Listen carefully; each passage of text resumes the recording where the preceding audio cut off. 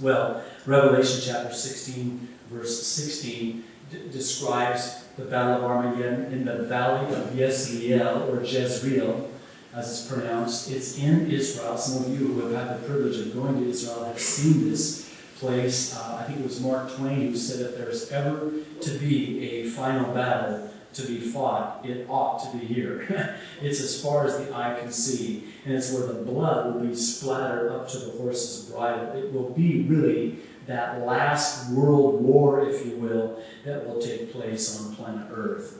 Now, the tribulation, of course, lasts for 7 years. Now comes the second coming at the conclusion of the 7-year tribulation, at the end, after the tribulation. This is where the Lord returns to the earth with us, his bride.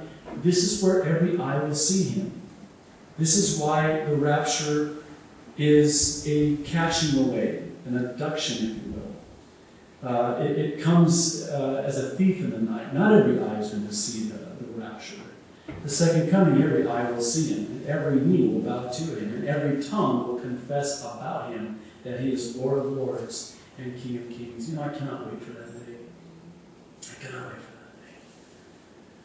Without mentioning names, there are people who are the most blasphemous and the most anti-Christian people on the face of the earth alive today. And you know what gets me through watching them blaspheme my Jesus and your Jesus is knowing that one day they will go to their knees and they will confess that he's Lord of lords and that he's King of kings. And that's the only thing that keeps me from throwing my television out the window and burning it in my front lawn. That's the only thing. Why? Because one day they will confess. Every single one of them will confess. I can't wait. I feel better. I just had to get that off my chest.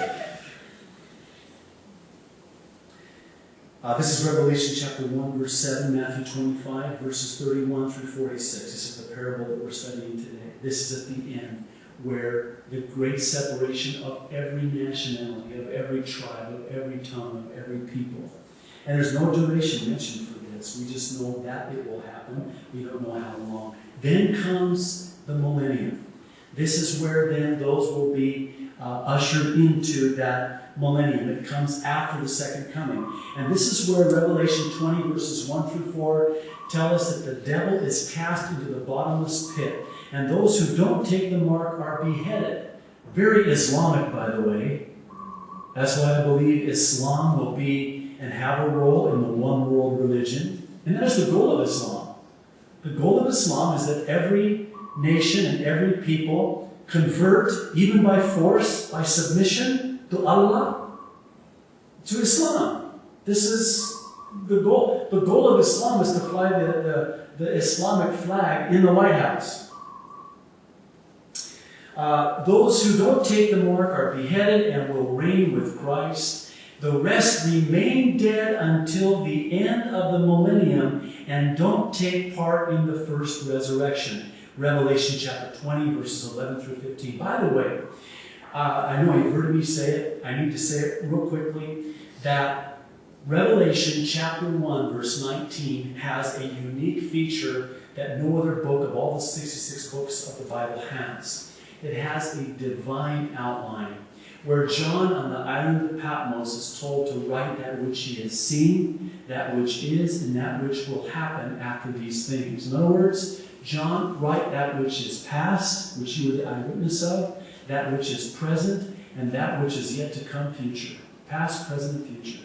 And so you have this divine outline where the whole book of Revelation has past, present, and future.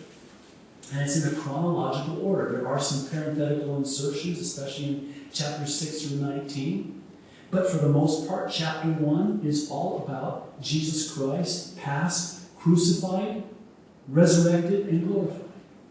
Chapters 2 and 3, the 7 letters to the church, representative of the church age presently that we're living in now, today. And then chapter 4, verse 1, the rapture. And everything from chapter 4, verse 1 on is future. Chapters 4 and 5, the rapture. Chapters 6 through 19, the 7-year tribulation. Chapter 20, the millennium. Chapters 21 and 22, the new heavens and the new earth. There's one other component in the book of Revelation unique to this book that no other book has. It promises a blessing to those who read it, hear it, and take it to heart. It says in chapter 1. I think it's about verse 3. This is why I believe that Satan has succeeded in keeping Christians out of the book of Revelation and keeping pastors from teaching the book of Revelation. I think it's a sad commentary, for lack of a better word off the top of my head, to say the least, that Christians and pastors alike, and shame on them, that they don't teach the book of Revelation. They are robbing themselves and the people whom God has brought into their care, one of the most magnificent blessings. You know, I started a study of Bible prophecy in the year 1995. It was after my mom died. My dad had died 9 months prior. And it changed my life. And I believe that it's because of that, for the most part, that I'm in the ministry today. It has such a profound impact on my life that I just wanted to devote all the rest of the days of my life teaching the Word of God and Bible prophecy, which you can't teach the Bible without teaching Bible prophecy, because 2/3 of the Bible is prophecy. I don't know how you can teach about the Bible, but you cannot teach the Bible and not teach Bible prophecy. And I tell you, I think that, in fact, the birth of this church, Calvary Chapel Kaneohe, came as a result of a Friday night Bible study through the book of Revelation. I think that that was about the 5th time that I've taught through the book of Revelation. And every time I teach through it, I get more blessed. And there's this divine, chronologically ordered sequence of events laid out for us in the book of Revelation that tells us what our future holds. And more importantly, who holds our future. That's why there's no fear. He's not given us a spirit of fear, but of power, love, and of a sound mind. That's why I don't freak out about what Mahmoud Ahmadinejad says that he's going to do.